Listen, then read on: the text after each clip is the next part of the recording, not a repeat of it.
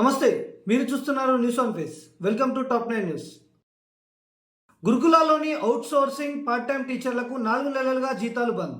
తెలంగాణ సాంఘిక సంక్షేమ గురుకుల విద్యా సంస్థల సొసైటీ పరిధిలో పనిచేస్తున్న 4,000 మంది పార్ట్ టైం అవుట్ సోర్సింగ్ టీచర్లు జూన్ 12 నూతన విద్యా సంవత్సరం ప్రారంభమైనప్పటికీ వీరికి జీతాలు చెల్లించని ప్రభుత్వం. తీవ్ర ఆర్థిక ఇబ్బందుల్లో ఉన్నామని తమకు జీతాలు చెల్లించాలని ప్రభుత్వాన్ని వేడుకుంటున్న పార్ట్ టైం అవుట్ సోర్సింగ్ టీచర్లు. ప్రజలపై కక్ష సాధిస్తారా అని అంటున్న కేటీఆర్.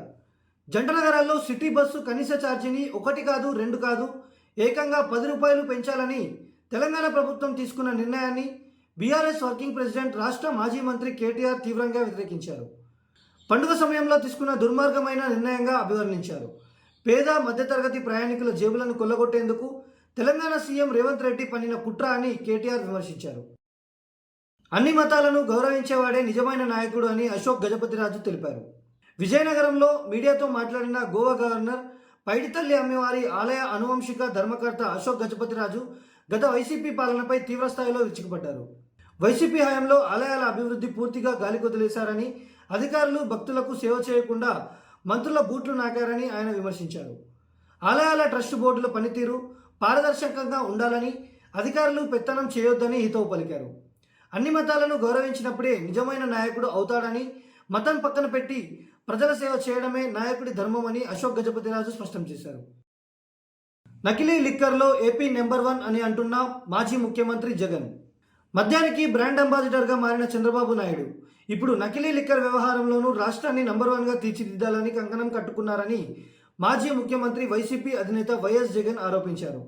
అన్నమయ్య జిల్లా ములకల చెరువులో టీడీపీ నాయకులు ఏకంగా కల్తీ మద్యం తయారీ ఫ్యాక్టరీయే పెట్టి సప్లై చేసిన ఘటన రాష్ట్రంలో మద్యం అక్రమాలకు నిదర్శనంగా నిలుస్తుందన్నారు.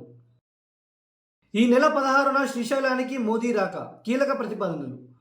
ప్రధాని మోదీ ఈ నెల 16న శ్రీశైల మల్లన్న క్షేత్రాన్ని దర్శించుకోనున్న విషయం తెలిసిందే. ఈ సందర్భంగా ఆలయ అభివృద్ధికి అధికారులు కొత్త ప్రతిపాదనలు సిద్ధం చేసినట్లు సమాచారం. వాటికి 1,600 కోట్ల రూపాయల మేర ఆర్థిక సహాయం చేయాలని సీఎం, డిప్యూటీ సీఎం సమక్షంలో ప్రధానికి విన్నవించే ఆస్కారం ఉంది. ప్రతిపాదనల్లో శ్రీశైల క్షేత్ర క్యారిడార్, న్యూ కాంప్లెక్స్, మండపాల నిర్మాణం తదితరాలు ఉన్నట్లు తెలుస్తోంది. వచ్చే వారం భారత్కు రానున్న బ్రిటన్ ప్రధాని కీర్ స్టార్మర్ భారత పర్యటనకు మొదటిసారి రాబోతున్నారు. ప్రధాని నరేంద్ర మోడీ ఆహ్వానాన్ని అంగీకరించిన స్టార్మర్ 2 రోజుల పర్యటన కోసం వచ్చే వారం ఇండియాకు విచ్చేయనున్నారు. ఈ విషయాన్ని శనివారం భారత విదేశాంగ మంత్రిత్వ శాఖ వెల్లడించింది.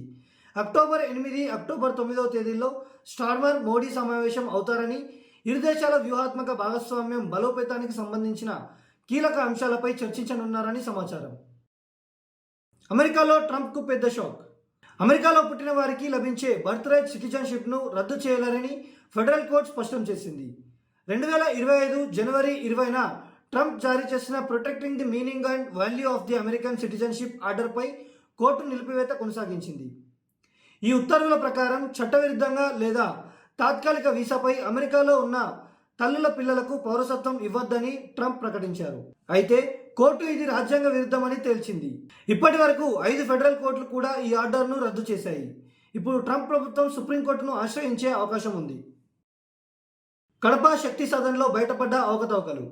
రాష్ట్ర మహిళా కమిషన్ చైర్పర్సన్ శైలజ శనివారం కడపలో పర్యటించి శక్తి సదన్ను పరిశీలించారు. ఈ తనిఖీల్లో అవకతవకలు బయటపడడంతో ఆమె మండిపడ్డారు. శక్తి సదన్లో మహిళలు లేకపోయినా ఉన్నట్లుగా చూపించి ప్రతి నెల 5 లక్షల రూపాయల ప్రభుత్వ సొమ్ము స్వాహా చేస్తున్నట్లు తెలిసిందని శైలజ మండిపడ్డారు. నిస్సహాయ మహిళల కోసం ఏర్పాటు చేసిన శక్తి భవన్ అవినీతిమయంగా మారిందన్నారు. దీనిపై పూర్తిస్థాయి విచారణకు ఆదేశిస్తామని తెలిపారు. బెల్లంపల్లిలోని స్థానిక సంస్థల ఎన్నికలకు ఏర్పాట్లు జరుగుతున్నాయని జిల్లా ఎన్నికల అధికారి కలెక్టర్ కుమార్ దీపక్ తెలిపారు.